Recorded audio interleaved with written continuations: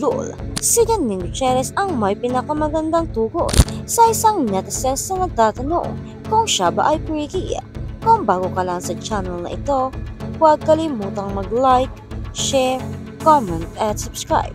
At huwag kalimutang pindutin ang notification bell icon para maging updated ka sa bawat upload nating video. Sana masarap kain mo this December. Janine Gutierrez ay may pinakamagandang tugon sa isang netizens na nagtatanong kung siya ba ay freaky.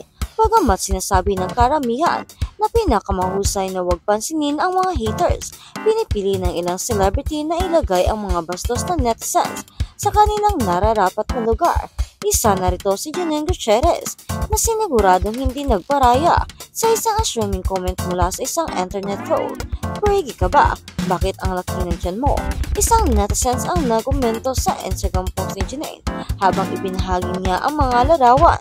Nagtatanghal sa entablado, nakasuot siya ng sparkly fitted evening dress na may cutout na pinagpagpapatingkad sa kanyang tiyan. Even so precious, the dirty linen actress had a classy reply. PMS, her menstrual syndrome bloated actually, paglilino niya. I've been holiday eating since wala pang tipping. Okay lang mag-enjoy sa off-season. Sana masarap din kain mo des. December, hindi ito ang unang pagkakataon na sinagot ni Janine ang bastos na pahayag ng isang basher. In fact, she also replied to a hateful comment criticizing her acting skills back in 2018. Pakiayos ng acting mo, iha. Nakakairita na nga role mo, pati acting wala, says a Twitter user. To which Janine replied, papanoorin ko bukas at ayusin ko pa ang mga ibang eksena. Gagalingan ko pa para sa iyo. Well, alam talaga ng aktres kung paano manindigan. Sabihin mo sa kanila, Janine. At sa kabilang banda naman, Heart vs. Pia sa Paris muling sumiklab. Pinulutan na naman si Heart Evangelista ng mga fan ni Pia Wurtzbach sa IG post ng Pinay Beauty Queen na nakapanty, white socks at hanging t-shirt habang nasa loob ng kanyang hotel room para ibida ng todo si Pia ng kanyang mga fanny sa pagmamayagpag nito sa Paris Fashion Week Arena. Pinagchismisan si Heart ng ilan na umano'y may ginawa siyang magic sa press para magkaroon ng maraming shots sa mga paparazzi. Sumasawsal naman sa tweet ang ilan, Retchery. Siyempre, para picturean siya at videoan, alam na.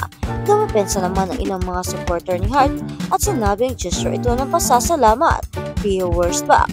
Kaysa mamili ng engagement, isa pa, it's a form of showing appreciation. Palihabhasa kasi hindi kayo marunong magpahalaga ng tao. Komento naman ng Baguio KC, tradisyon na ito sa Fashion Week na may mga nagbibigay ng kung ano-ano para iparamdam ang effort at appreciation sa mga taong nasa likod ng events, lalo na mga photographer. Ano say ni Heart sa akusasyon sa kanya? Bukas ang kanyang panig para dito. At sa kabilang balita naman, Joshua Julia nanganganib sumemplang. Mukhang nanganganib na sumemplang sa takilya ang reunion movie nina Julia Barito at Joshua Garcia na pinamagatang Unhappy for You mula nang maipost ng Star Cinema ang kanilang IG at teaser at behind the scenes ng pelikula. Matapos ang 24 oras, hindi lamang ito umabot sa 200,000 likes. Behind the scenes na ibinina ng Star Cinema ay lumambat lang ng higit na 102,000 likes kahit ni-repost na nito ni Joshua at Julia sa kanilang IG ang behind the scene ng kanilang movie. Hindi pa rin umusad ng mabilis ang appeal na ito sa mga netizens. Nag-post si Joshua ng ilang larawan nilang dalawa ni Julia na nagyayakpan pero hindi mabasa ang dami ng pumuso dito. Tanging aktor lang ang nakakakita ng bilang ng mga nagkakagusto sa post. Kahit ang locklist video footage ng movie na inilabas sa IG ng Star Cinema nitong mga nakaraang April 14 ay tumabulang ng higit 86k likes pero nagtala naman ng 2,351 comments. Kumpara sa isang mga pelikulang may team up na base, milyon ang nag-react at pamuso sa thriller kumpara sa Unhappy for You. Well, sa August 14 pa naman ang showing ng movie. May isang buwan at isang linggo pa para maipromote ang nasabing reunion project ng Josh Lea. At sa kabilang balita naman, Kim Pao gagastusan ng fan sa concert ni Taylor Swift. So true talaga na maraming diehard fan ang Kim Pao nila Kim Chiu at Paulo Avellino. Kahit pa natapos na ang kanilang kilig serye sa isang online streaming platform, saka lang pa rin na maituloy ang kanilang love love. Pagod pa riyan, marami ring nagsi-cheer at iba ay dilulu na nagwi-wish na sana ay magkatuluyan ang kanilang mga idolo. May basihan din ang hanas noon ni Paolo Nagabagamat na appreciate niya ang material gifts na pinapadala sa kanya ng mga fans, mas better niya ang letters at ipadala sa kanya. At huwag isnabihin na may mga richie fans pala na head over heels sa pagsasamba sa kanila. Isang netizens ang natsikang mahiling magregalo sa Kim Pao. Ang hayag ng inimbitahan ang dalawa sa concert ng Taylor Swift sa ng fan. My love, I got VIP tickets for you. I'm Pao for in one of the Era store in Dublin. If your schedule permits, please do come. I'd be thrilled to host you both. Marami naman ang nag-react sa offer na ito na nasabing Kim Pao fans sa isang portal. Ito ang ilan sa kanilang reaction. Grabe talaga ang effect ng Kim Pao. Ginagastuhan talaga ng fans, sana all. Palagay ko, siya rin yung nagpa-block screening sa movie ni Paolo. Wow, imbitado ang Kim Pao sa concert tour ni Taylor Swift. Di ba ayaw niya tumanggap ng gift si Paolo? Ang kulit din ng fans. Aking nga yung ticket.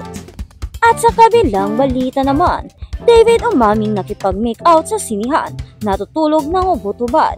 Maraming nakakalukang revelasyon ang pambansang Ginoo na si David Licauco nang mag-guest siya sa Fast Talk with Tito Boy Abunda. Bukod sa pag-amin na tiki na siya ngayon ay may iba pang pasabog. Nasagot ang leading man ni Barbie Forteza nang sumabak siya sa Fast Talk, segment ng show ni Tito Boy. Para kay David, ang ideal age niya sa pagpapakasal ay 35 or 36 at kinikilig daw siya kapag nakikita at nakakasama ang kanyang mga mahal sa buhay. Mas gusto rin daw ng kapuso heartthrob ang kissing over cuddling at nang tanungin ni Tito Boy kung ano ang kanyang ideal woman to love, isang answer ni David, someone who is smart and understanding. Guilty naman ang naging sagot ng binata nang tanungin kung naranasan na niya ang makipag-making out sa loob ng sinihan at kung may jowa siyang tinawagan habang lasing. And yes, nagawa na rin di umano ni David ang makipagkumprontahan sa isang tao nang dahil sa babae. At natulog na rin daw siyang nakahubot-hubad. Inamin din ng kapuso star na may isang aktres siyang nililigawan noon pero hindi niya nabanggit kung sinagot na siya nito o busted. Natanong din ang ka-love team ni Barbie kung paano siya ma-in-love noong batang-bata pa siya. When I was younger, as long as maganda chinita at saka masaya kausap. So parang kapag masaya kausap, okay na yon. Pero ngayon, ibang-iba na raw ang pananaw ng kapuso heartthrob pagdating sa love. I think you have to empathize with your partner and for sure, marami kasing problema. Kailangan mo lumaban, kailangan yung intindihin kung saan ang galing yung partner nyo. So now talaga, mas naging ako, super understanding. At sa kabilang balita naman, hindi uso kay Roro ang nonchalant acting. Joe Perez swerte kay Ate Guy sa muling pagbangon ni Ilyas o Roro Madrid para makamit ang hustisya. Hindi uso ang nonchalant dahil OA ang reactions ng mga viewers sa high-rating primetime series na Black Rider.